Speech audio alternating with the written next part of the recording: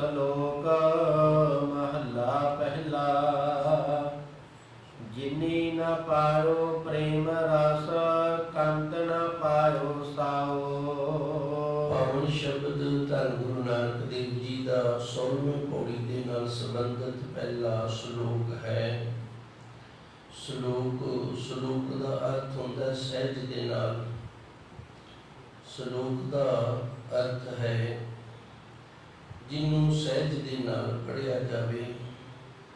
ਤੇ ਸਹਿਜ ਦਾ ਅਰਥ ਹੈ ਗਿਆਨ। ਸਹਿਜ ਇੱਕ ਅਵਸਥਾ ਵੀ ਹੈ।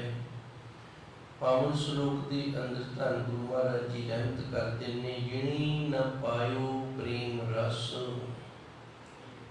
ਜਿਨ੍ਹਾਂ ਦੇ ਅੰਦਰ ਸੱਚੇ ਸਤਿਗੁਰ ਦਾ ਪਿਆਰ ਵਾਲਾ ਰਸ ਨਹੀਂ ਆਇਆ, ਕੰਤ ਨ ਪਾਇਓ ਸਾਓ, ਉਹਨਾਂ ਨੂੰ ਫਿਰ ਸਵਾਦ ਵੀ ਕੋਈ ਨਹੀਂ ਆਇਆ। ਅਸੀਂ ਕਈ ਵਾਰੀ ਕੋਈ ਕਿਰਿਆ ਕਰਦੇ ਹਾਂ, ਕੰਮ ਕਰਦੇ ਹਾਂ, ਕੰਮ ਤਾਂ ਕਰ ਲੈਂਦੇ ਹਾਂ ਪਰ ਮਨ ਨਹੀਂ ਖੁਸ਼ ਹੁੰਦਾ। ਤੇ ਫਿਰ ਕਹਿ ਦਿੰਦੇ ਹਾਂ ਇਹ ਕਰਨ ਦਾ ਨਜ਼ਾਰਾ ਨਹੀਂ ਆਇਆ, ਆਨੰਦ ਨਹੀਂ ਆਇਆ, ਸਵਾਦ ਨਹੀਂ ਆਇਆ। ਧਰਮ ਦੀ ਸਾਧਨਾ ਮਨ ਦੀ ਸਾਧਨਾ ਹੈ। ਧਰਮ ਦੀ ਸਾਧਨਾ ਮਨ ਦੀ ਸਾਧਨਾ ਹੈ। ਜਿਸ ਨੇ ਮਨ ਨੂੰ ਸਾਧ ਲਿਆ ਉਸ ਨੂੰ ਧਰਮ ਦੀ ਪ੍ਰਾਪਤੀ ਹੋ ਗਈ ਹੈ। ਤੇ ਮਨ ਦੀ ਸਾਧਨਾ ਜਿਹੜੀ, ਇਹਦੇ ਬਾਬਤ ਭਗਤ ਕਬੀਰ ਜੀ ਗੌੜੀ 52 ਅੱਖਰੀ ਦੇ ਅੰਦਰ ਦਰਜ ਕਰਦੇ ਨੇ। ਮਮਾ ਮਨ ਸੋ ਕਾਜ ਹੈ, ਮਨ ਸਾਧੇ ਸਿੱਧ ਹੋਏ। ਮੰਮੀ ਅੱਖਰ ਦੁਆਰਾ ਸੁਚੇਤ ਕਰਦੇ ਨੇ, ਗੁਰਮੁਖ ਪਿਆਰਿਓ, ਸਾਡਾ ਇਸ ਦੁਨੀਆ ਦੇ ਅੰਦਰ ਆਉਣ ਦਾ ਜਿਹੜਾ ਕਾਰਨ ਹੈ ਨਾ, ਉਹ ਮਨ ਦੇ ਨਾਲ ਹੀ ਹੈ। ਮੰਮਾ ਮਨ ਸੋ ਕਾਜ ਹੈ, ਸਾਡਾ ਕੰਮ ਹੈ ਜਿਹੜਾ ਉਹ ਮਨ ਦਾ ਹੈ। ਜਿਵੇਂ ਇੱਕ ਜ਼ਿਮੀਂਦਾਰ ਹੈ, ਉਸ ਦਾ ਜਿਤਨਾ ਵੀ ਕਾਰੋਬਾਰ ਹੈ ਨਾ, ਉਹ ਖੇਤੀ ਦੇ ਨਾਲ ਹੈ। ਜੇ ਉਹ ਪਸ਼ੂ ਪਾਲਦਾ ਤੇ ਉਹ ਵੀ ਖੇਤੀ ਤੇ ਨਿਰਭਰ ਨੇ। ਨੀਰਾ ਚਾਰਾ ਸਾਰਾ ਖੇਤੀ ਤੋਂ ਪ੍ਰਾਪਤ ਹੁੰਦਾ। ਜੇ ਖੇਤੀ ਕਰਦਾ ਤੇ ਨੀਰਾ ਚਾਰਾ ਕਰਦਾ ਹੋ ਜਾਏਗਾ, 4 ਪੈਸੇ ਬਚ ਜਾਣਗੇ। ਸੋ ਅਸੀਂ ਕਹਿ ਸਕਦੇ ਹਾਂ ਜਿਹੜਾ ਖੇਤੀ ਦੇ ਨਾਲ ਜੁੜਿਆ ਹੈ ਉਹ ਜ਼ਿਮੀਂਦਾਰ ਹੈ। ਜਿਹੜਾ ਮਨ ਦੇ ਨਾਲ ਜੁੜਿਆ ਹੈ, ਜਿਹਨੇ ਮਨ ਨੂੰ ਸਾਧ ਲਿਆ ਹੈ, ਉਹ ਧਾਰਮਿਕ ਹੈ। ਜਿਹਦੇ ਤੋਂ ਮਨ ਨਹੀਂ ਸਾਧਿਆ ਗਿਆ ਉਹ ਧਾਰਮਿਕ ਨਹੀਂ। ਮੰਮਾ ਮਨ ਸੋ ਕਾਜ ਹੈ, ਮਨ ਸਾਧੇ ਸਿੱਧ ਹੋਏ। ਮਨ ਹੀ ਮਨ ਸੋ ਕਹਿ ਕਬੀਰਾ, ਮਨ ਸਾ ਮਿਲਾ ਨਾ ਕੋਈ। ਭਗਤ ਕਬੀਰ ਜੀ ਕਹਿੰਦੇ ਨੇ ਮਨ ਵਰਗਾ ਮਿਲਿਆ ਵੀ ਕੋਈ ਨਹੀਂ। ਮਨ ਵਰਗਾ ਕਿਉਂ ਨਹੀਂ ਮਿਲਿਆ? ਮਨ ਇੱਕ ਇਸ ਤਰ੍ਹਾਂ ਦੀ ਚੀਜ਼ ਹੈ, ਜੇ ਇਹ ਗਿਰਾਵਟ ਵਾਲੇ ਪਾਸੇ ਗਿਆ ਨਾ ਤੇ ਫਿਰ ਇੱਧਰ ਵੀ ਕੋਈ ਅਥਾਹ ਨਹੀਂ। ਇਤਨਾ ਗਿਰ ਜਾਂਦਾ ਹੈ, ਇਤਨਾ ਗਿਰ ਜਾਂਦਾ ਹੈ ਕਿ ਜਿਸ ਨੂੰ ਬੋਲ ਕੇ ਬਿਆਨ ਕਰਨਾ ਵੀ ਬੜਾ ਮੁਸ਼ਕਲ ਹੈ। ਤੇ ਜੇ ਇਹ ਉਚਾਈ ਵਾਲੇ ਪਾਸੇ ਗਿਆ ਹੈ ਤੇ ਫਿਰ ਇਹ ਇਤਨਾ ਮਹਾਨ ਹੋ ਗਿਆ, ਇਤਨਾ ਮਹਾਨ ਹੋ ਗਿਆ ਕਿ ਉਸ ਦਾ ਵੀ ਕੋਈ ਅੰਤ ਨਹੀਂ। ਮੰਮਾ ਮਨ ਸੋ ਕਾਜ ਹੈ, ਮਨ ਸਾਧੇ ਸਿੱਧ ਹੋਏ। ਮਨ ਹੀ ਮਨ ਸਾ ਮਿਲਾ ਨਾ ਕੋਏ। ਇਉ ਮਨ ਸਕਤੀ ਇਉ ਮਨ ਸਿਓ। ਇਹ ਮਨ ਜਿਹੜਾ, ਇਹ ਸ਼ਕਤੀ ਹੈ ਉਸ ਵਾਹਿਗੁਰੂ ਦੀ। ਇਹ ਜਿਹੜੀ ਸ਼ਕਤੀ ਹੈ ਨਾ, ਇਹ ਜੜ ਨਹੀਂ। ਇਹ ਮਨ ਸਿਓ, ਇਹ ਚੇਤਨ ਸ਼ਕਤੀ। ਸਿਓ ਦਾ ਅਰਥ ਹੈ ਚੇਤਨ। ਇਉ ਮਨ ਸਕਤੀ ਇਹ ਮਨ ਸਿਓ। ਇਹ ਮਨ ਪੰਜ ਤੱਤ ਕੋ ਜੀਓ। ਇਹ ਜਿਹੜੇ ਸਾਡੇ 5 ਤੱਤ ਨੇ ਨਾ, ਜੇ ਇਹਨਾਂ ਦੇ ਵਿੱਚ ਮਨ ਹੈਗਾ ਤੇ ਇਹ ਜਿਉਂਦੇ ਨੇ, ਨਹੀਂ ਤਾਂ ਫਿਰ ਇਹ ਸਾਰੇ ਦੇ ਸਾਰੇ ਜੜ ਨੇ ਤੇ ਇੱਕ ਮਿੱਟੀ ਦਾ ਤੋਦਾ ਤੇ ਹੋਰ ਕੁਝ ਵੀ ਨਹੀਂ। ਤਾਂ ਤੇ ਭਗਤ ਕਬੀਰ ਜੀ ਨੇ ਮਨ ਨੂੰ ਸਾਧਨ ਵਾਸਤੇ ਆਖੀ। ਤੇ ਧਰਮ ਦੀ ਜਿਹੜੀ ਸਾਧਨਾ ਹੈ ਉਹ ਮਨ ਦੀ ਸਾਧਨਾ ਹੈ। ਮਨ ਦੀ ਜਿਹੜੀ ਸਾਧਨਾ ਕਰਨੀ ਹੈ, ਮਨ ਨੂੰ ਪਕੜ ਦੇ ਵਿੱਚ ਲੈ ਕੇ ਆਉਣਾ। ਤੇ ਮਨ ਦੀ ਜਿਹੜੀ ਨੱਥ ਹੈ ਨਾ, ਨੱਥ ਕਹਿ ਲਓ, ਲਗਾਮ ਕਹਿ ਲਓ, ਰੱਸਾ ਕਹਿ ਲਓ, ਸੰਗਲ ਕਹਿ ਲਓ, ਉਹ ਧਿਆਨ ਹੈ। ਧਿਆਨ ਜੇ ਸਾਡੇ ਹਿਸਾਬ ਦੇ ਵਿੱਚ ਆ ਗਿਆ, ਧਿਆਨ ਜੇ ਸਾਡੀ ਪਕੜ ਦੇ ਵਿੱਚ ਆ ਗਿਆ ਤੇ ਮਨ ਪਕੜ ਵਿੱਚ ਆ ਜਾਏਗਾ। ਜੇ ਧਿਆਨ ਪਕੜ ਦੇ ਵਿੱਚ ਨਹੀਂ ਆਇਆ ਤੇ ਮਨ ਪਕੜ ਦੇ ਵਿੱਚ ਨਹੀਂ ਆਏਗਾ। ਪਸ਼ੂ ਕਿੱਡਾ ਵੀ ਤਾਕਤਵਰ ਹੋਵੇ, ਉਹਦੇ ਨੱਥ ਮਾਰੀ ਹੋਵੇ ਤੇ ਨੱਥ ਦਾ ਪਤਲਾ ਜਿਹਾ ਰੱਸਾ ਜਿਹੜਾ ਉਹ ਹੱਥ ਦੇ ਵਿੱਚ ਹੋਵੇ ਤੇ ਉਹ ਵੇਖੋ ਸਾਡੇ ਵੱਸ ਦੇ ਵਿੱਚ ਰਹਿੰਦਾ ਹੈ। ਅਸੀਂ ਜਿੱਥੇ ਮਰਜ਼ੀ ਉਹਨੂੰ ਨੱਥ ਤੋਂ ਪਕੜ ਕੇ ਲੈ ਜਾਈਏ। ਹਾਥੀ ਦਾ ਸਰੀਰ ਕਿੱਡਾ ਹੈ, ਕਿੱਡਾ ਬਲਵਾਨ ਹੈ। ਇੱਕ ਛੋਟੇ ਜਿਹੇ ਅੰਕੁਸ਼ ਦੇ ਨਾਲ ਉਹ ਵੱਸ ਵਿੱਚ ਆ ਜਾਂਦਾ ਹੈ। ਉਸੇ ਤਰ੍ਹਾਂ ਮਨ ਦੀ ਜਿਹੜੀ ਪਕੜ ਹੈ ਇਹ ਧਿਆਨ ਹੈ। ਜਿੱਥੇ ਧਿਆਨ ਜਾਏਗਾ ਮਨ ਨੂੰ ਉੱਥੇ ਜਾਣ ਤੋਂ ਰੋਕੇ ਹੀ ਨਹੀਂ ਜਾਣਾ। ਆਪ ਜੀ ਨੇ ਦਾਸ ਦੇ ਮੁਖ ਦੇ ਵਿੱਚੋਂ ਨਾ 5 ਪੌੜੀਆਂ ਜਪਜੀ ਸਾਹਿਬ ਦਾ ਪਾਠ ਸੁਣਿਆ ਹੋਣਾ ਹੈ ਤੇ ਇੱਕ ਥਾਂ ਤੇ ਮੈਂ ਥਿੜਕ ਗਿਆ ਸੀ। ਤੁਹਾਨੂੰ ਪਤਾ ਨਹੀਂ ਪਤਾ ਲੱਗਿਆ ਕਿ ਨਹੀਂ ਲੱਗਿਆ, ਮੈਨੂੰ ਪਤਾ ਲੱਗ ਗਿਆ ਸੀ। ਇੱਕ ਥਾਂ ਤੇ ਮੈਂ ਥਿੜਕ ਗਿਆ ਸੀ। ਥਿੜਕ ਦਾ ਕਾਰਨ ਕੀ ਸੀ? ਧੰਨ ਗੁਰੂ ਮਹਾਰਾਜ ਜੀ ਦਾ 790 ਅੰਗ ਪ੍ਰਕਾਸ਼ ਸੀ ਤੇ ਮੈਂ ਜੋ ਅੱਜ ਦੀ ਵਿਆਖਿਆ ਕਰਨੀ ਹੈ ਨਾ ਉਹ ਪੌੜੀ ਸ਼ਲੋਕ ਲੱਭਣ ਲੱਗ ਗਿਆ। ਸੋ ਧਿਆਨ ਕਿੱਧਰ ਗਿਆ ਚਲਾ ਸੀ ਸ਼ਲੋਕ ਤੇ ਉਧਰ ਜਿਹੜੀ ਬਾਣੀ ਪੜ੍ਹਦਾ ਸੀ ਉਧਰੋਂ ਫਿਰ ਥਿੜਕਣੀ ਸੀ, ਕਿਉਂਕਿ ਸਾਰੀ ਕਿਰਿਆ ਜਿਹੜੀ ਇਹ ਧਿਆਨ ਦੇ ਉੱਤੇ ਨਿਰਭਰ ਹੈ, ਧਿਆਨ ਦੇ ਨਾਲ ਜੁੜੀ ਹੋਈ ਹੈ। ਧਿਆਨ ਜੇ ਪਕੜ ਦੇ ਵਿੱਚ ਆਵੇ, ਧਿਆਨ ਜੇ ਹੱਥ ਦੇ ਵਿੱਚ ਆ ਜਾਵੇ ਤੇ ਫਿਰ ਮਨ ਜਿਹੜਾ ਉਹ ਹੱਥ ਦੇ ਵਿੱਚ ਆ ਜਾਂਦਾ ਹੈ। ਤੇ ਮਨ ਜਿਹੜਾ ਇਹਨੂੰ ਰਾਸ਼ੀ ਉਦੋਂ ਆਉਂਦਾ ਹੈ ਜਦੋਂ ਉਹ ਕਿਸੇ ਕੰਮ ਨੂੰ ਧਿਆਨ ਦੇ ਨਾਲ ਕਰਦਾ ਹੈ।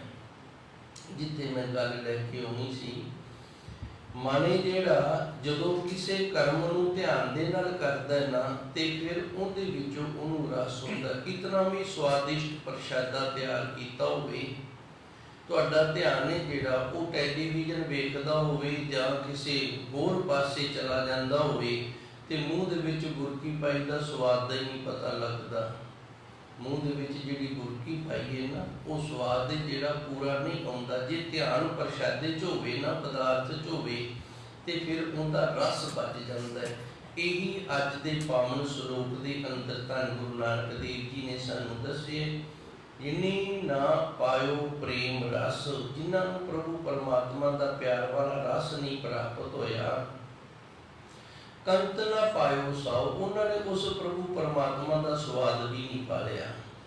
ਮੈਂ ਇੱਕ ਵਾਰੀ ਫਿਰ ਥੋੜੀ ਜਿਹੀ ਮਿਹਨਤ ਕਰਾਂਗਾ। ਪਰਮਾਤਮਾ ਜਿਹੜਾ ਹੈ ਉਹਦੀ ਪ੍ਰਾਪਤੀ ਜਿਹੜੀ ਉਹ ਮਨ ਦੇ ਦੁਆਰਾ ਹੋਵੇਗੀ ਤੇ ਮਨ ਦੇ ਦੁਆਰਾ ਉਹਦੀ ਪ੍ਰਾਪਤੀ ਤਾਂ ਹੋਏਗੀ ਜੇ ਮਨ ਉਸ ਪ੍ਰਭੂ ਪਰਮਾਤਮਾ ਦੇ ਪ੍ਰੇਮ ਰਸ ਨੂੰ ਪ੍ਰਾਪਤ ਕਰਕੇ ਬਲਵਾਨ ਹੋਏਗਾ। ਧਰਤੀ 'ਚ ਬੀਜ ਬੀਜਿਆ ਜਾਂਦਾ ਹੈ, ਬਿਲਕੁਲ ਛੋਟਾ ਜਿਹਾ ਦਾਣਾ ਹੁੰਦਾ ਹੈ, ਉਹ ਧਰਤੀ ਦੇ ਵਿੱਚੋਂ ਰਸ ਲੈਂਦਾ ਹੈ ਤੇ ਕਿੱਡਾ ਬੂਟਾ ਬਣ ਜਾਂਦਾ ਤੇ ਆਪ ਵਰਗੇ ਕਿਤਨੇ ਫਲ ਉੱਤੇ ਲੱਗ ਜਾਂਦੇ ਨੇ ਉਸ ਦੇ। ਉਸੇ ਤਰ੍ਹਾਂ ਮਨ ਹੈ ਜਿਹੜਾ ਇਹਨੇ ਰਸ ਲੈਣਾ ਹੈ ਉਸ ਪ੍ਰਭੂ ਪਰਮਾਤਮਾ ਦੇ ਪ੍ਰੇਮ ਦੇ ਵਿੱਚੋਂ। ਜੇ ਪ੍ਰੇਮ ਦੇ ਵਿੱਚੋਂ ਰਸ ਇਹਨੇ ਲੈ ਲਿਆ ਤੇ ਪ੍ਰਭੂ ਪਰਮਾਤਮਾ ਦੇ ਪ੍ਰੇਮ ਰਸ ਨੂੰ ਮਾਨਦਾ ਹੋਇਆ ਇਹ ਬਲਵਾਨ ਹੋ ਜਾਏਗਾ। ਜਦੋਂ ਬਲਵਾਨ ਹੋ ਜਾਏਗਾ ਤੇ ਫਿਰ ਪ੍ਰਭੂ ਪਰਮਾਤਮਾ ਜੋ ਇਸ ਮਨ ਦਾ ਮਾਲਕ ਹੈ, ਜੋ ਇਹ ਮਨ ਉਸ ਪਰਮਾਤਮਾ ਦੀ ਅੰਸ਼ ਹੈ, ਉਸ ਦਾ ਵੀ ਇਸ ਨੂੰ ਰਸ ਸਵਾਦ ਜਿਹੜਾ ਨਹੀਂ ਇਹ ਆਉਣ ਲੱਗ ਜਾਏਗਾ। ਸੋ ਕਹਿਣ ਤੋਂ ਭਾਵ ਉਸ ਦੀ ਵੀ ਪ੍ਰਾਪਤੀ ਹੋ ਜਾਏਗੀ। ਸੋ ਧੰਨ ਗੁਰੂ ਜੀ ਨੇ ਕਿਰਪਾ ਕੀਤੀ, ਸਾਨੂੰ ਇਹ ਦੱਸਿਆ ਵੀ ਅਸੀਂ ਜਦੋਂ ਬਾਣੀ ਪੜ੍ਹਦੇ ਹਾਂ ਉਦੋਂ ਪ੍ਰੇਮ ਦੇ ਨਾਲ ਪੜ੍ਹੀਏ, ਨਾਮ ਜਪਦੇ ਉਦੋਂ ਪ੍ਰੇਮ ਦੇ ਨਾਲ ਜਪੀਏ। ਅਰਦਾਸ ਬੇਨਤੀ ਵੀ ਜਦੋਂ ਅਸੀਂ ਪ੍ਰੇਮ ਰਸ ਦੇ ਵਿੱਚ ਆਣ ਕੇ ਕਰਦੇ ਹਾਂ ਤੇ ਫਿਰ ਹੀ ਉਸ ਪ੍ਰਭੂ ਪਰਮਾਤਮਾ ਜੋ ਸਾਡਾ ਗ੍ਰੰਥ ਹੈ ਉਸ ਦੇ ਰਸ ਨੂੰ ਪ੍ਰਾਪਤ ਕੀਤਾ ਜਾਂਦਾ ਹੈ ਜੀ। ਜੈ ਘਰ ਕਾ ਪਹੁਣਾ ਜੋ ਆਇਆ ਤਿਉ ਜਾਓ। ਇਹ ਇੱਕ ਨੁਕਤਾ ਹੈ ਅਗਲੀ ਤੁਕ ਦੇ ਵਿੱਚ, ਜਿਹਦੇ ਨਾਲ ਗੁਰੂ ਜੀ ਨੇ ਪਿਛਲੀ ਤੁਕ ਨੂੰ ਖੋਲਿਆ ਹੈ। ਪਿਛਲੀ ਤੁਕ ਦੇ ਵਿੱਚ ਦੱਸਿਆ ਸੀ ਵੀ ਜੇ ਪ੍ਰੇਮ ਰਸ ਨਹੀਂ ਆਇਆ ਨਾ ਇਸ ਮਨ ਨੂੰ ਤੇ ਮਨ ਨੂੰ ਪ੍ਰਭੂ ਪਰਮਾਤਮਾ ਦੀ ਪ੍ਰਾਪਤੀ ਵਾਲਾ ਵੀ ਸਵਾਦ ਨਹੀਂ ਆਏਗਾ। ਤੇ ਹੁਣ ਗੁਰੂ ਮਹਾਰਾਜ ਜੀ ਦੱਸਦੇ ਨੇ ਇੱਕ ਨੁਕਤੇ ਦੇ ਨਾਲ, ਜਿਵੇਂ ਘਰ ਤਾਂ ਹੋਵੇ ਪਰ ਘਰ ਦੇ ਵਿੱਚ ਕੋਈ ਰਹਿੰਦਾ ਨਾ ਹੋਵੇ। ਉਸ ਘਰ ਦੇ ਵਿੱਚ ਕੋਈ ਰਹਿੰਦਾ ਨਹੀਂ, ਉਹ ਘਰ ਨੂੰ ਛੱਡ ਕੇ ਚਲੇ ਗਏ ਨੇ ਤੇ ਕੋਈ ਪ੍ਰਾਹੁਣਾ ਹੈ, ਰਿਸ਼ਤੇਦਾਰ ਹੈ, ਉਹਨੂੰ ਪਤਾ ਨਹੀਂ ਹੈਗਾ ਵੀ ਸਾਡੇ ਜਿਹੜੇ ਪਰਿਵਾਰ ਇੱਥੇ ਰਹਿੰਦਾ, ਰਿਸ਼ਤੇਦਾਰ ਸੱਜਣ ਮਿੱਤਰ ਰਹਿੰਦੇ ਨੇ, ਉਹ ਇਸ ਘਰ ਨੂੰ ਛੱਡ ਕੇ ਚਲੇ ਗਏ ਨੇ। ਉਹ ਕਿਸੇ ਭੁਲੇਖੇ ਦੇ ਨਾਲ ਉਸ ਘਰ ਦੇ ਵਿੱਚ ਆ ਗਿਆ ਤੇ ਆਣ ਕੇ ਕੀ ਵੇਖਦਾ, ਘਰ ਦੇ ਵਿੱਚ ਸੁੰਨਸਾਨ ਹੈ, ਘਰ ਦੇ ਵਿੱਚ ਤਾਂ ਕੋਈ ਰਹਿੰਦਾ ਹੀ ਨਹੀਂ। ਹੁਣ ਜਦੋਂ ਕੋਈ ਘਰ ਦੇ ਵਿੱਚ ਰਹਿੰਦਾ ਨਹੀਂ ਤੇ ਉਹਨੂੰ ਪਾਣੀ ਦੀ ਘੁੱਟ ਕਿੰਨੇ ਪੁੱਛਣੀ ਹੈ ਤੇ ਮੰਜਾ ਕਿੰਨੇ ਢਾਹ ਕੇ ਦੇਣਾ ਵੀ ਇੱਥੇ ਬਹਿ ਜਾ। ਚੱਲ ਹੁਣ ਅੱਜ ਕੱਲ੍ਹ ਆਪਾਂ ਕੁਰਸੀ ਲਿਆਉਣ ਲੱਗ ਗਏ ਆ, ਪਹਿਲੋਂ ਮੰਜੇ ਡਾਹੇ ਜਾਂਦੇ ਸੀ। ਉਹਨੂੰ ਕਿਸਨੇ ਲਿਆ ਕੇ ਕੁਰਸੀ ਦੇਣੀ ਹੈ ਵੀ ਇੱਥੇ ਬਹਿ ਜਾ ਤੇ ਤੇਰੇ ਵਾਸਤੇ ਚਾਹ ਪਾਣੀ ਤਿਆਰ ਕਰਦੇ ਆ। ਉਹ ਵਿਚਾਰਾ ਆਇਆ ਤੇ ਕੀੜਾ ਦੇ ਕੇ ਚਲਾ ਗਿਆ। ਹੁਣ ਸਮਝਣ ਵਾਲੀ ਗੱਲ ਇਹ ਹੈ ਵੀ ਗੁਰੂ ਮਹਾਰਾਜ ਇਸ ਨੁਕਤੇ ਦੇ ਨਾਲ ਸਾਨੂੰ ਦੱਸਣਾ ਕੀ ਚਾਹੁੰਦੇ ਨੇ। ਸੱਚ ਇਹੀ ਹੈ ਕਿ ਜੇ ਸਾਡੇ ਅੰਦਰ ਪ੍ਰੇਮ ਨਹੀਂ ਹੈਗਾ ਤੇ ਫਿਰ ਸਾਡੀ ਬਾਣੀ ਪੜ੍ਹੀ ਵੀ ਇਸੇ ਤਰ੍ਹਾਂ ਹੈ ਜਿਵੇਂ ਸੁੰਨੇ ਘਰ ਦੇ ਵਿੱਚ ਪ੍ਰਾਹੁਣਾ ਆਇਆ ਤੇ ਉਹਨੂੰ ਉੱਥੋਂ ਕੋਈ ਵੀ ਨਾ ਪਾਣੀ ਦਾ ਰਸ ਸਵਾਦ ਮਿਲੇ, ਨਾ ਚਾਹ ਮਿਲੀ, ਕੁਝ ਵੀ ਨਹੀਂ ਮਿਲਿਆ ਤੇ ਉਹ ਸਖਣਾ ਉਸੇ ਤਰ੍ਹਾਂ ਬੈਰਨ ਮੁੜ ਗਿਆ। ਉਸੇ ਤਰ੍ਹਾਂ ਫਿਰ ਸਾਡਾ ਇਹ ਅੰਦਰ ਇਹਨਾਂ ਜਿਹੜਾ ਇਹ ਸਖਣ ਹੀ ਰਹੇਗਾ, ਇਹਦੇ ਵਿੱਚ ਰਸ ਨਹੀਂ ਆਏਗਾ। ਇੱਕ ਵਾਰੀ ਮੈਂ ਫਿਰ ਥੋੜਾ ਜਿਹਾ ਆਪ ਜੀ ਦੀ ਸੇਵਾ ਵਿੱਚ ਹਾਜ਼ਰ ਹੋਵਾਂ। ਧੰਨ ਗੁਰੂ ਜੀ ਨੇ ਰਹਿਮਤ ਕੀਤੀ ਹੈ, ਜਿਨੀ ਨਾ ਪਾਇਓ ਪ੍ਰੇਮ ਰਸ ਭਾਈ, ਜਿਨ੍ਹਾਂ ਗੁਰਮੁਖ ਪਿਆਰਿਆਂ ਨੇ ਨਾ ਪ੍ਰਭੂ ਪਰਮਾਤਮਾ ਦਾ ਪ੍ਰੇਮ ਰਸ ਪ੍ਰਾਪਤ ਨਹੀਂ ਕੀਤਾ। ਭਾਵ ਜਿਨ੍ਹਾਂ ਦੇ ਅੰਦਰ ਪ੍ਰੇਮ ਹੀ ਨਹੀਂ ਹੈਗਾ। ਬੰਦਾ ਚੱਟੀ ਜੋ ਭਰੇ, ਜਿਹੜੇ ਕੇਵਲ ਤੇ ਕੇਵਲ ਕਿਸੇ ਬੰਧਨ ਦੇ ਕਾਰਨ ਜੁੜੇ ਹੋਏ ਨੇ, ਉਹਨਾਂ ਦੇ ਅੰਦਰ ਪ੍ਰੇਮ ਕੀਤੋ ਕੰਤ ਨਾ ਪਾਇਓ ਸਾਉ, ਤੇ ਉਹਨਾਂ ਨੂੰ ਫਿਰ ਸਵਾਦ ਕੀ ਹੋਣਾ ਪ੍ਰਭੂ ਪਰਮਾਤਮਾ ਦੀ ਪ੍ਰਾਪਤੀ ਵਾਲਾ।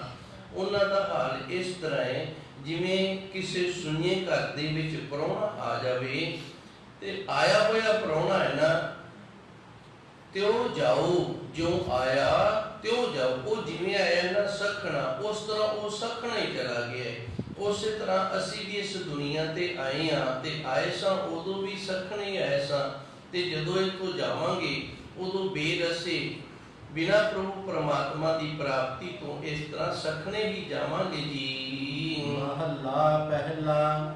ਸੋ ਉਲੰਬੇ ਦਿਨੈ ਕੇ ਰਾਤੀ ਮਿਲਨ ਸਹੰਸ। ਤਾਂ ਗੁਰੂ ਜੀ ਨੇ ਰਹਿਮਤ ਕੀਤੀ। ਹੁਣ ਪਿਛਲੇ ਸ਼ਲੋਕ ਨੂੰ ਨਾ ਇਸ ਮਹੱਲੇ ਦੇ ਅੰਦਰ ਹੋਰ ਜ਼ਿਆਦਾ ਖੋਲ ਕੇ ਸੰਗਤਾਂ ਨੂੰ ਗੱਲ ਦੀ ਸਮਝ ਆ ਜਾਵੇ, ਕਿਰਪਾ ਕੀਤੀ ਹੈ। ਸੌ ਦਾ ਅਰਥ ਹੈ ਇੱਕ ਸੈਂਕੜਾ, ਤੇ ਉਲਾਮੇ ਦਾ ਅਰਥ ਹੁੰਦਾ ਹੈ ਉਲਾਮੇ ਮਿਲਨੇ। ਹੁਣ ਉਲਾਮੇ ਕਦੋਂ ਮਿਲਦੇ ਨੇ? ਜਦੋਂ ਬੱਚਾ ਬੱਚੀ ਗਲਤ ਕੰਮ ਕਰਦਾ ਹੈ ਨਾ, ਫਿਰ ਆਂਢੀ ਗੁਆਂਢੀ ਜਿਹੜੇ ਨੇ ਉਹ ਉਲਾਮੇ ਦਿੰਦੇ ਨੇ।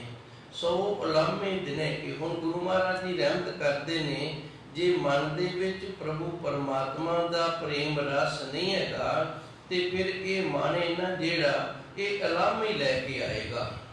ਇਹ ਮਾਣੇ ਜਿਹੜਾ ਇਹ ਇਲਾਮੇ ਲੈ ਕੇ ਆਏਗਾ। ਤੇ ਲਾਮੇ ਕਿੰਨੇ ਲੈ ਕੇ ਆਏਗਾ? 100 ਅਲਾਮਾ ਦਿਨੇ ਲੈ ਕੇ ਆਏਗਾ। ਤੇ ਰਾਤ ਨੂੰ ਕਿਤਨੇ ਲੈ ਕੇ ਆਏਗਾ? ਸਹੰਸ ਦਾ ਅਰਥ ਹੁੰਦਾ ਹਜ਼ਾਰਾਂ। ਰਾਤ ਨੂੰ ਇਹ ਹਜ਼ਾਰਾਂ ਹੀ ਅਲਾਮੇ ਲੈਂਦਾ ਹੈ। ਸਾਡਾ ਬੱਚਾ ਹੈ ਜਾਂ ਬੱਚੀ ਹੈ, ਜੇ ਉਹ ਸਾਡੇ ਵੱਸ ਦੇ ਵਿੱਚ ਨਹੀਂ, ਸਾਡੇ ਕੰਟਰੋਲ ਦੇ ਵਿੱਚ ਨਹੀਂ, ਸਾਡੇ ਅੱਖੇ ਨਹੀਂ ਲੱਗਦਾ, ਤੇ ਫਿਰ ਪਿੰਡ ਦੇ ਵਿੱਚ ਉਸਨੇ ਨਮੋਸ਼ੀ ਕੱਟਣੀ ਹੈ। ਤੇ ਨਮੋਸ਼ੀ ਜਿਹੜੀ ਗਲਤੀਆਂ ਨੇ ਜਿਹੜੀਆਂ ਉਹਨਾਂ ਦੇ ਜਿਹੜੇ ਅਲਾਮੇ ਨੇ ਉਹ ਵੱਡਿਆਂ ਨੂੰ ਸਹਾਰਨੇ ਪੈਂਦੇ ਨੇ, ਵੱਡਿਆਂ ਨੂੰ ਉਹ ਅਲਾਮੇ ਲੈਣੇ ਪੈਂਦੇ ਨੇ। ਇੱਕ ਵਾਰੀ ਕਿਤੇ ਕੋਈ ਮੀਟਿੰਗ ਸੀ ਤੇ ਉਸ ਦੇ ਵਿੱਚ ਨਾ ਕਿਸੇ ਨੇ ਸਵਾਲ ਕਰ ਦਿੱਤਾ, ਕਹਿੰਦੇ ਜੀ ਦੁਨੀਆ ਦੇ ਵਿੱਚ ਸਭ ਤੋਂ ਅਮੀਰ ਕੌਣ ਹੈ? ਕਿਹੜਾ ਸਰੀਰ ਹੈ, ਕਿਹੜਾ ਮਨੁੱਖ ਹੈ ਜਿਹੜਾ ਦੁਨੀਆ ਦੇ ਵਿੱਚ ਸਭ ਤੋਂ ਅਮੀਰ ਹੈ, ਜਿਹਦੇ ਪਾਸ ਸਾਰਿਆਂ ਤੋਂ ਜ਼ਿਆਦਾ ਧਨ ਦੌਲਤ ਹੈ? ਕਿਸੇ ਨੇ ਕੁਝ ਆਖਿਆ, ਕਿਸੇ ਨੇ ਕੁਝ ਆਖਿਆ, ਆਪੋ ਆਪਣੇ ਸੁਭਾਅ ਹੁੰਦੇ ਨਹੀਂ। ਮੈਂ ਚੁੱਪ ਕਰਕੇ ਬੈਠਾ ਰਿਹਾ। ਵਿੱਚੋਂ ਕਿਸੇ ਨੇ ਕਹਿ ਦਿੱਤਾ ਜੀ ਤੁਸੀਂ ਬੋਲੇ ਨਹੀਂ, ਤੁਸੀਂ ਦੱਸੇ ਨਹੀਂ ਕਿ ਤੁਹਾਨੂੰ ਪਤਾ ਨਹੀਂ ਟਾਟਾ ਬਿਰਲਾ ਜਿਹੜੇ ਇਹ ਬੜੇ ਅਮੀਰ ਨੇ। ਅੱਜ ਕੱਲ੍ਹ ਅਬਾਣੀ ਅਡਾਣੀ ਦਾ ਨਾਂ ਬੜਾ ਚੱਲਦਾ, ਇਹ ਬੜੇ ਅਮੀਰ ਨੇ। ਮੈਂ ਕਹਿੰਦੀ ਮੈਂ ਇਹਨਾਂ ਨੂੰ ਅਮੀਰ ਮੰਨਦਾ ਹੀ ਨਹੀਂ। ਕਹਿੰਦੇ ਫਿਰ ਤੁਸੀਂ ਅਮੀਰ ਕਿਹਨੂੰ ਮੰਨਦੇ? ਮੈਂ ਕਿਹਾ ਜੀ ਮੈਂ ਉਸ ਨੂੰ ਅਮੀਰ ਮੰਨਦਾ ਜਿਸ ਦੀ ਔਲਾਦ ਯੋਗ ਹੈ, ਉਹ ਦੁਨੀਆ ਦੇ ਵਿੱਚ ਸਭ ਤੋਂ ਅਮੀਰ ਹੈ। ਫਿਰ ਹੁਣ ਜਦੋਂ ਕੋਈ ਆਪਾਂ ਗੱਲ ਕਰੀਏ ਤੇ ਉਹਨੂੰ ਸਿੱਧ ਕਰਕੇ ਵੀ ਦੱਸਣਾ ਪੈਂਦਾ ਹੈ। ਇੱਕ ਪਰਿਵਾਰ ਹੈ, ਬੜਾ ਗਰੀਬ ਪਰਿਵਾਰ ਹੈ। ਇਤਨਾ ਗਰੀਬ ਪਰਿਵਾਰ ਹੈ ਕਿ ਜੇ ਕਿਤੋਂ ਰਾਤ ਦੀ ਬਚੀ ਰੋਟੀ ਮਿਲ ਜਾਂਦੀ ਹੈ ਨਾ, ਉਹਦੇ ਤੇ ਅਚਾਰ ਰੱਖ ਕੇ ਖਾਣਾ ਪੈਂਦਾ। ਉਹ ਵੀ ਇੱਕ ਡੰਗ ਛੱਡ ਕੇ किते नसीब होती है, इतनी गरीबी आई हुई है।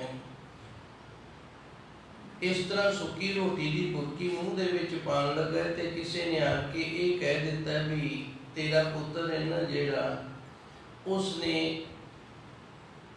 +2 या 10वीं दे विचों चंगे नंबर लए ने ते वो बुरकी जिहड़ी वो अमृत बन गई है। क्यों? पुत्र की वडियाई हुई है ना।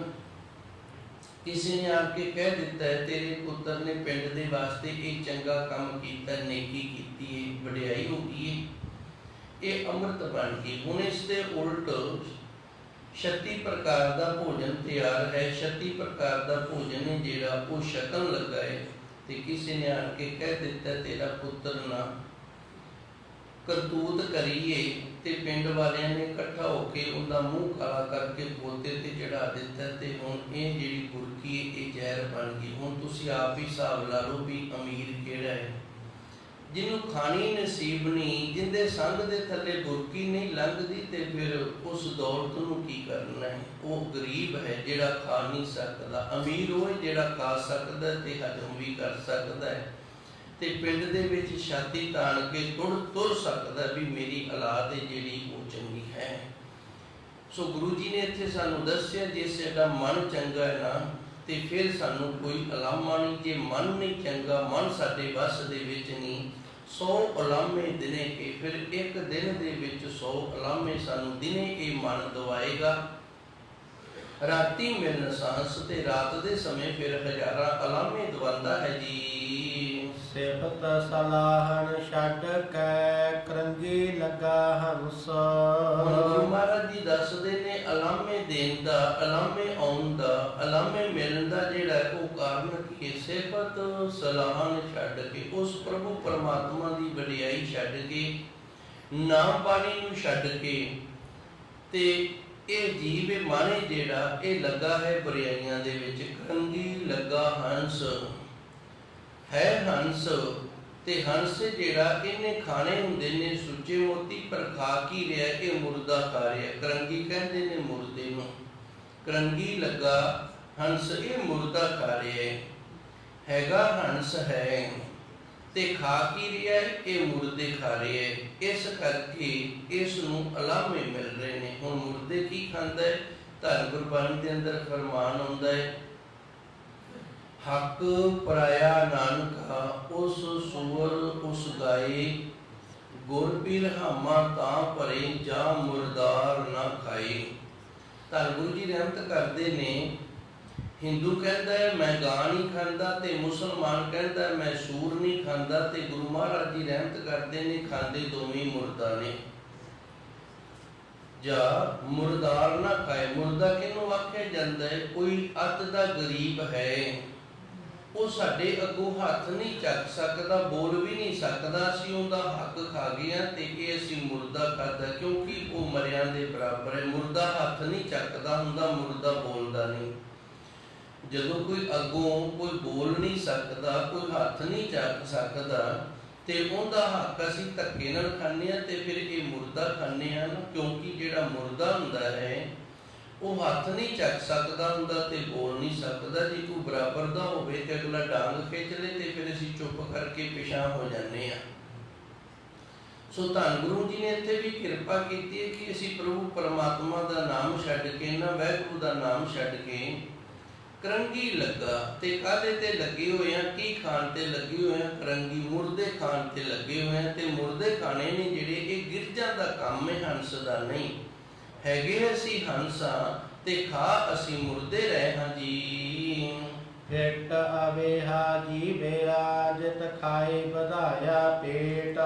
ते धन गुरु जी रहमत करते ने फिट्टे मूँह इस तरह दे खादे दा ते इस तरह दे जिउण दा। फिट दा अर्थ इत्थे फटकार है ते फटकार जिहड़ी ये लानत है ये उस नूं पाई जाती है जिहड़ा अजोग काम करता है। हुण गुरु जी रहमत करते ने फिट अवेहा जीविया, फटकार है इस तरह दे जिउण नूं जिहड़ा मुर्दे खा खा के ना, भाव गरीबां दा गल घुट घुट के ते अपना ढिड जिहड़ा वो वधा रखे। गरीब दा ढिड जिहड़ा वो ਪਿੱਛੇ ਜਾ ਕੇ ਰੀੜ੍ਹ ਦੀ ਹੱਡੀ ਦੇ ਨਾਲ ਲੱਗ ਗਏ ਤੇ ਅਸੀਂ ਢਿੱਡ ਅੱਗੇ ਨੂੰ ਵਧਾ ਰੱਖੇ। ਜਿਤ ਖਾਏ ਵਧਾਇਆ ਪੇਟ, ਜਿਹੜਾ ਅਸੀਂ ਮੁਰਦਾ ਖਾ ਖਾ ਕੇ ਨਾ ਇਸ ਤਰ੍ਹਾਂ ਦਾ ਢਿੱਡ ਵਧਾਇਆ ਹੈ ਤੇ ਇਸ ਦੇ ਜੋਨ ਨੂੰ ਲਾਹਨਤਾਂ ਹਨ, ਫਟਕਾਰਾਂ ਹਨ ਜੀ। ਨਾਨਕ ਸੱਚੇ ਨਾਮ ਬਿਨ ਸਭੋ ਦੁਸ਼ਮਣ ਹੇਤ। ਧੰਨ ਗੁਰੂ ਜੀ ਰਹਿਮਤ ਕਰਦੇ ਨੇ, ਇੱਕ ਸੱਚੇ ਸਤਿਗੁਰੂ ਦੇ ਨਾਮ ਤੋਂ ਬਿਨਾ ਬਾਕੀ ਜਿੰਦੇ ਨਾਲ ਵੀ ਅਸੀਂ ਪਿਆਰ ਕਰਦੇ ਹਾਂ ਨਾ ਹੇਤ ਕਰਦੇ ਹਾਂ, ਉਹ ਸਾਰੇ ਹੀ ਅਖੀਰ ਨੂੰ ਦੁਸ਼ਮਣ ਬਣ ਜਾਂਦੇ ਨੇ।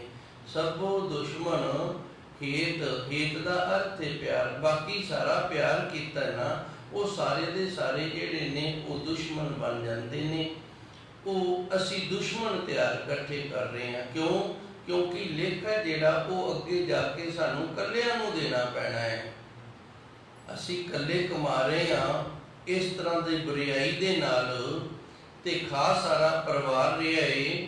ਇਸ ਤਰ੍ਹਾਂ ਦੀ ਕਮਾਈ ਦਾ ਜਿਹੜਾ ਖਾਧਾ ਹੋਇਆ ਤੇ ਪਰਿਵਾਰ ਨੂੰ ਖਵਾਇਆ ਨਾ, ਉੱਥੇ ਪਰਿਵਾਰ ਕੋਈ ਜ਼ਿੰਮੇਦਾਰ ਨਹੀਂ, ਅਸੀਂ ਆਪ ਜ਼ਿੰਮੇਦਾਰ ਹਾਂ। ਉਹ ਜਿਨ੍ਹਾਂ ਦੇ ਨਾਲ ਅਸੀਂ ਹੇਤ ਕੀਤਾ ਉਹੀ ਸਾਡੇ ਦੁਸ਼ਮਣ ਬਣ ਗਏ ਹਨ ਜੀ। ਪੌੜੀ ਢਾਡੀ ਗੁਣ ਗਾਵੇ ਨਿਤ ਜਨਮ ਸਵਾਰਿਆ। ਧੰਨ ਗੁਰੂ ਮਹਾਰਾਜ ਜੀ ਕਿਰਪਾ ਕਰਦੇ ਨੇ, ਪੌੜੀ ਦੇ ਅੰਦਰ ਢਾਡੀ ਗੁਣ ਗਾਵੇ।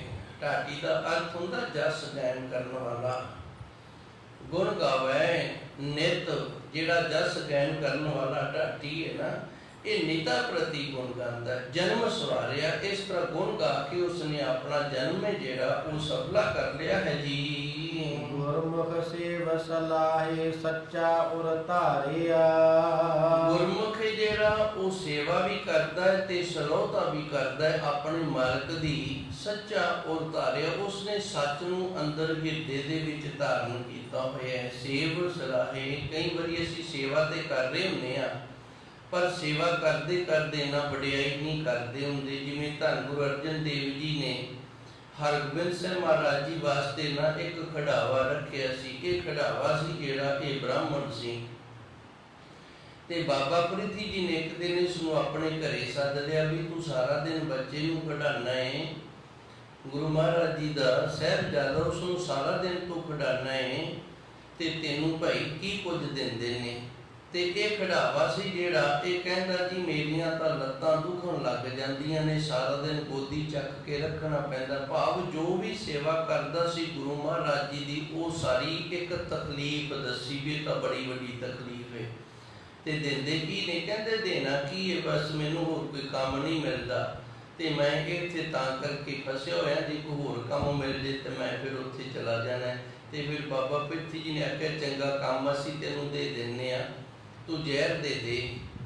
ਇਸੇ ਨੇ ਜ਼ਹਿਰ ਦਿੱਤਾ ਸੀ ਨਾ ਫਿਰ, ਤੇ ਗੁਰੂ ਮਹਾਰਾਜ ਜੀ ਨੇ ਲਿਆ ਨਹੀਂ ਸੀ। ਹੁਣ ਇਸ ਸਾਖੀ ਤੋਂ ਸਾਨੂੰ ਕੀ ਸਿੱਖਿਆ ਮਿਲਦੀ ਹੈ?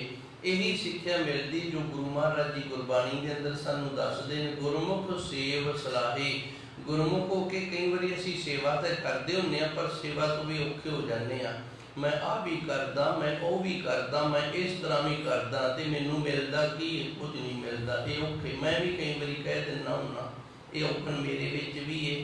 ਕਿਉਂਕਿ ਆਪਣੇ ਆਪ ਨੂੰ ਵੀ ਫੋਲ ਲਈਏ, ਜੇ ਕਿਤੇ ਗੁਰੂ ਕਿਰਪਾ ਕਰੇ ਤੇ ਬੁਰਾਈ ਨਿਕਲ ਜਾਵੇ ਅੰਦਰੋਂ। ਗੁਰਮੁਖ ਸੇਵ ਸਲਾਹੇ, ਗੁਰਮੁਖ ਹੈ ਜਿਹੜਾ ਉਹ ਸੇਵਾ ਕਰਦਾ ਹੋਇਆ ਆਪਣੇ ਮਾਲਕ ਦੀ ਵਡਿਆਈ ਕਰਦਾ ਹੈ, ਨਿੰਦਿਆ ਨਹੀਂ ਕਰਦਾ। ਇਹ ਨਹੀਂ ਕਹਿੰਦਾ ਵੀ ਮੈਂ ਇੱਥੇ ਫਸਿਆ ਹੋਇਆ ਤੇ ਮੈਨੂੰ ਇੱਥੋਂ ਮਿਲਦਾ ਕੁਝ ਨਹੀਂ, ਹੋਰ ਕਿਤੇ ਕੰਮ ਨਹੀਂ ਮਿਲਦਾ ਤੇ ਇੱਥੋਂ ਮਿਲਦਾ ਕੁਝ ਨਹੀਂ, ਮੈਂ ਇਸ ਤਰ੍ਹਾਂ ਫਸਿਆ ਹੋਇਆ, ਮੈਨੂੰ ਇਤਨਾ ਕੰਮ ਕਰਨਾ ਪੈਂਦਾ। ਇਹ ਸੇਵਾ ਵਡਿਆਈ ਵਾਲੀ ਨਹੀਂ, ਇਹ ਬੁਰਾਈ ਵਾਲੀ ਸੇਵਾ ਹੋ ਗਈ ਹੈ। ਸੱਚਾ ਉਰ ਧਾਰਿਆ, ਕਿਉਂਕਿ ਅੰਦਰ ਹਿਰਦੇ ਦੇ ਜੋ ਧਾਰਨ ਕੀਤਾ ਹੈ ਉਹ ਸੱਚ ਨੂੰ ਕੀਤਾ ਹੋਇਆ ਹੈ ਜੀ। ਘਰ ਦਰ ਪਾਵੇ ਮਹਿਲ ਨਾਮ ਪਿਆਰਿਆ। ਇਹ ਗੁਰਮੁਖ ਪਿਆਰਾ ਹੈ ਨਾ ਜਿਹੜਾ, ਇਹ ਨਾਮ ਨੂੰ ਪਿਆਰਾ ਹੈ ਤੇ ਜਿਹੜਾ ਨਾਮ ਨੂੰ ਪਿਆਰਾ ਹੈ ਇਹ ਸੱਚੇ ਸਤਿਗੁਰ ਦੇ ਦਰ ਦੀ ਪ੍ਰਾਪਤੀ ਕਰ ਲੈਂਦਾ ਹੈ ਜੀ। ਗੁਰਮੁਖ ਪਾਇਆ ਨਾਮ ਹਉ ਗੁਰ ਕੋ ਵਾਰਿਆ। ਤੇ ਜਿਹੜਾ ਗੁਰਮੁਖ ਹੈ ਉਸਨੇ ਸੱਚੇ ਸਤਿਗੁਰ ਦੇ ਦਰ ਤੋਂ ਨਾਮ ਦੀ ਪ੍ਰਾਪਤੀ ਕੀਤੀ ਹੈ ਤੇ ਨਾਮ ਦੀ ਪ੍ਰਾਪਤੀ ਉਹਨੂੰ ਹੁੰਦੀ ਗੁਰ ਕੋ ਵਾਰਿਆ, ਜਿਹਨੇ ਆਪਣਾ ਆਪ ਗੁਰੂ ਤੋਂ ਵਾਰ ਦਿੱਤਾ ਹੈ। ਜਿਹਨੇ ਆਪਾ ਗੁਰੂ ਤੋਂ ਵਾਰ ਦਿੱਤਾ ਹੈ ਨਾ, ਗੁਰੂ ਨੇ ਕਿਰਪਾ ਕੀਤੀ ਹੈ, ਨਾਮ ਦੀ ਦਾਤ ਉਸ ਨੂੰ ਦਿੱਤੀ ਹੈ ਜੀ। ਤੂੰ ਆਪ ਸਵਾਰ ਹੈ ਆਪ ਸਿਰਜਣਹਾਰਿਆ। ਸਤਿਗੁਰੂ ਸਾਡੇ ਔਗਣ ਵੀ ਸਾਨੂੰ ਦੱਸ ਦਿੰਦੇ ਨੇ, ਸਾਡੇ ਗੁਣ ਵੀ ਸਾਨੂੰ ਦੱਸ ਦਿੰਦੇ ਨੇ, ਤੇ ਰਾਹ ਤੇ ਕਿਵੇਂ ਤੁਰਨਾ ਇਹ ਵੀ ਗੁਰੂ ਮਹਾਰਾਜ ਜੀ ਸਾਨੂੰ ਦੱਸ ਦਿੰਦੇ ਨੇ। ਤੇ ਫਿਰ ਅਖੀਰ ਦੇ ਵਿੱਚ ਉਸ ਪ੍ਰਭੂ ਪਰਮਾਤਮਾ ਦੀ ਵਡਿਆਈ ਕਰਦੇ ਹੋਏ ਕਹਿ ਦਿੰਦੇ ਨੇ, ਇਹ ਸੱਚੇ ਸਤਿਗੁਰ ਇਹ ਜੀਵਾਂ ਦੇ ਵੱਸ ਕੀ ਹੈ, ਤੂੰ ਆਪ ਜਿਵੇਂ ਕਰਵਾ ਰਿਹਾ ਹੈ ਨਾ ਉਵੇਂ ਸਾਰੇ ਕਰੀ ਜਾਂਦੇ ਨੇ, ਤਾਂ ਕਿ ਉਹ ਪ੍ਰਭੂ ਪਰਮਾਤਮਾ ਸਾਨੂੰ ਮਾੜਿਆਂ ਨੂੰ ਵੀ ਬਖਸ਼ ਲਵੇ। ਮੈਂ ਇੱਕ ਵਾਰੀ ਫਿਰ ਦੱਸਾਂਗਾ, ਗੁਰੂ ਮਹਾਰਾਜ ਜੀ ਦੀ ਪਾਵਨ ਗੁਰਬਾਣੀ ਦਾ ਕੋਈ ਮਰਜ਼ੀ ਸ਼ਬਦ ਪੜ੍ਹ ਕੇ ਵੇਖ ਲਓ, ਜਿਹੜਾ ਵੀ ਸ਼ਬਦ ਪੜ੍ਹੋਗੇ ਉਹਦੇ ਵਿੱਚ ਸਾਨੂੰ ਸਾਡੀਆਂ ਬੁਰਾਈਆਂ ਦੱਸੀਆਂ ਹੋਣਗੀਆਂ, ਸਾਡੀਆਂ ਚੰਗਿਆਈਆਂ ਵੀ ਦੱਸੀਆਂ ਨੇ ਵੀ ਜਿਹੜਾ ਗੁਰਮੁਖ ਇਸ ਤਰ੍ਹਾਂ ਕਰਕੇ ਚੰਗਾ ਹੈ। ਤੇ ਅਖੀਰ ਦੇ ਵਿੱਚ ਫਿਰ ਉਸ ਪ੍ਰਭੂ ਅੱਗੇ ਅਰਦਾਸ ਕੀਤੀ, ਹੇ ਸੱਚੇ ਸਤਿਗੁਰ ਜੇ ਕੋਈ ਚੰਗਾ ਹੈ ਨਾ ਉਹ ਤੇਰਾ ਕੀਤਾ ਹੋਇਆ ਹੈ, ਜੇ ਚੰਗਾ ਤੇਰਾ ਕੀਤਾ ਹੋਇਆ ਤੇ ਫਿਰ ਮਾੜਾ ਵੀ ਤੇਰਾ ਹੀ ਬਣਾਇਆ ਹੋਇਆ, ਮਾੜਾ ਕਿਹੜਾ ਆਪੇ ਬਣਦੀ, ਕਿਉਂਕਿ ਦੂਜਾ ਤਾਂ ਰੱਬ ਹੈ ਹੀ ਨਹੀਂ, ਰੱਬ ਤਾਂ ਇੱਕੋ ਹੀ ਹੈ। ਗੁਰੂ ਨਾਨਕ ਦੇਵ ਜੀ ਨੂੰ ਇੱਕ ਮੁਸਲਮਾਨ ਫਕੀਰ ਨੇ ਸਵਾਲ ਕੀਤਾ ਸੀ, ਸੱਚੇ ਸਤਿਗੁਰ ਜੀ ਪਰਮਾਤਮਾ ਸਾਰਾ ਕੁਝ ਕਰ ਸਕਦਾ ਹੈ? ਤੇ ਗੁਰੂ ਨਾਨਕ ਦੇਵ ਜੀ ਕਹਿੰਦੇ ਹਾਂ ਭਾਈ ਕਰ ਸਕਦਾ ਹੈ। ਕਹਿੰਦਾ ਜੀ ਫਿਰ ਇਹ ਦੱਸੋ ਮੈਨੂੰ ਉਹ ਕੀ ਨਹੀਂ ਕਰ ਸਕਦਾ? ਤੇ ਗੁਰੂ ਨਾਨਕ ਦੇਵ ਜੀ ਕਹਿੰਦੇ ਆਪ ਵਰਗਾ ਇੱਕ ਹੋਰ ਰੱਬ ਨਹੀਂ ਤਿਆਰ ਕਰ ਸਕਦਾ, ਬਾਕੀ ਤਾਂ ਸਾਰਾ ਕੁਝ ਹੀ ਹੋ ਜਾਂਦਾ। ਦੇਖੋ ਤੂੰ ਆਪ ਸਵਾਰੇ ਆਪ ਸਿਰਜਣਹਾਰਿਆ, ਹੈ ਮੇਰੇ ਵਾਹਿਗੁਰੂ ਕੋਈ ਦੂਜਾ ਹੋਰ ਰੱਬ ਤੇਰੇ ਵਰਗਾ ਨਹੀਂ ਹੈਗਾ, ਜਿਹੜੇ ਮਾੜੇ ਤਿਆਰ ਕਰਦਾ ਤੇ ਤੂੰ ਚੰਗਾ ਕਰਦਾ, ਮਾੜਿਆਂ ਦਾ ਵੀ ਤੂੰ ਹੈ ਤੇ ਚੰਗਿਆਂ ਦਾ ਵੀ ਤੂੰ ਹੈ, ਤੂੰ ਆਪ ਸਵਾਰੇ ਆਪ। हे मेरे सच्चे सतगुरु जी तू आप ही सवारदा है अपनिਆਂ ਨੂੰ ਸਿਰਜਣਹਾਰਿਆ, क्योंकि तू सारिਆਂ ਦੀ ਸਿਰਜਣਾ ਕਰਨ वाला है। इतनी को सेवा संगत ने प्रवान करनी, सच्चे सतगुरु कृपा करन रहमत करन। धन गुरु महाराज जी जो गुरबाणी का ज्ञान बख्शिश करते हैं वो आप संगतां दे हिरदे विच प्रवेश करे। देहो सज्जन आसीस लिया जो होवे साहब स्यो मेल।